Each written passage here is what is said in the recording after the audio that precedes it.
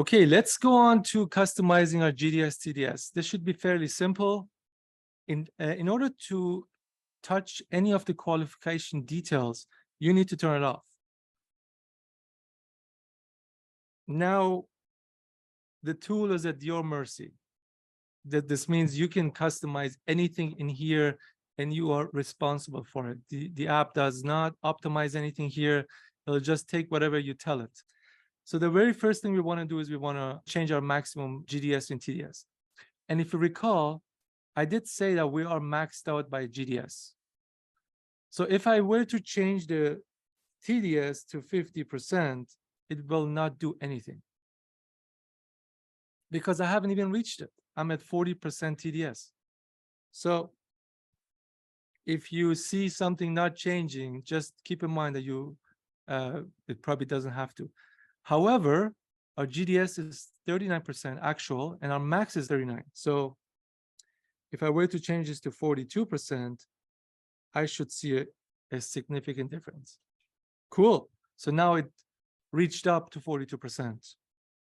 Depending on who you work with, if you have a lender who does 50-50, set it up and check it out. You can also now get an updated LTV, of course. Our GDS TDS analysis. So this is that little bulb I was mentioning.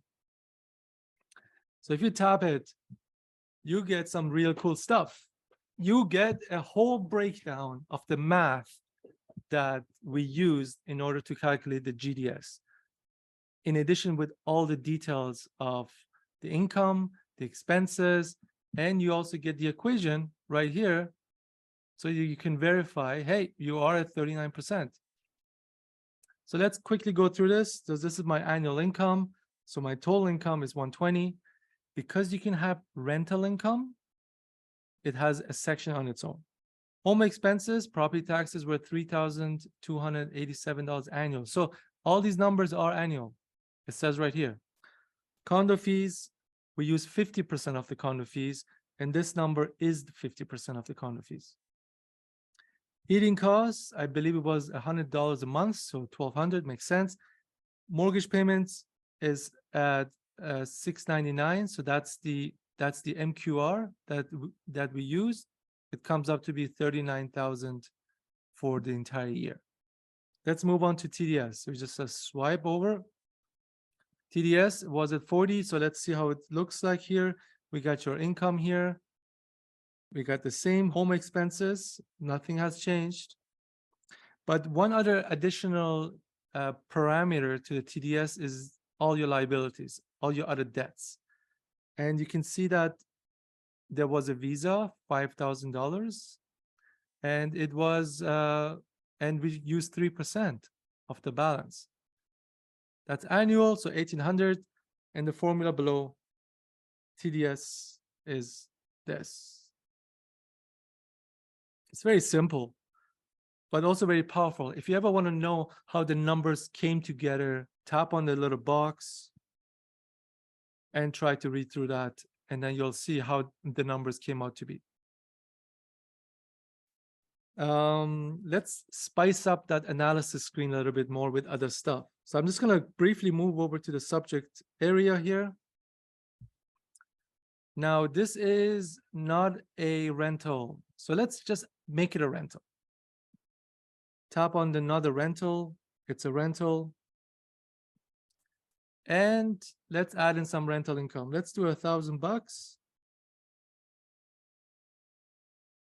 Okay. And now let's look at our GDS TDS analysis. Let's see what it has. Oh, cool. All right. So there's something new here. Well, it looks like that rental income that we added was configured to be an offset, meaning it's going to offset some of our expenses from the property, of course, but offsetting was set to 50%, meaning that only 50% of the annual rental income was used to deduct from our expenses. So this is how purchase power increases with rental income. It actually offsets some of your expenses. Therefore, giving you a smaller GDS. Therefore, you can now have room grow in terms of purchase power. Let me compare this to how it looked before. This is how it was before with no rental income. And really the additional piece was this one, the rental income. What else can we do here? Let's go configure those rental income. We did this in the last session. So let's tap on this. It's a rental non-owner occupied rental. So it's offset 50%. You can see. Let's change it to an add back. Just tap on this, add back. Now add back is a little bit different than offset. So offset is also called reduce and add. So offset takes a percentage of the income and deducts from the expenses, which is really good. Add back, all it does is adds that percentage of rental income to the main income. So here, let's set it to, I don't know, 100% add back. And now let's look at the analysis screen again and see what the difference is. So you can see that I'm not, this was before, this was offset 50%. You can see that I'm not deducting from the expenses anymore. I'm actually just adding back 100% of the rental income towards my total income. And you can actually see the ratio is a little bit different. With the offset, it was 26.2, which is better than 28.36. So you can see that there is a bit of advantage in offset versus add back. Cool. Let's do something else with this. Let's go and exclude home expenses. All right, I just turned it on. My TDS actually, my GDS dropped to 23.7. Let's see why. Okay, so this is different now too. This is how it was before. It was add back 100%, but we had all the expenses. So now we have expenses excluded. Yes, meaning property taxes, condo fees, and heating costs were not counted towards my expenses. Only the mortgage payment was. And now obviously my total expenses are much better. Also, my add back still adds to my income, and therefore it results in a better GDS.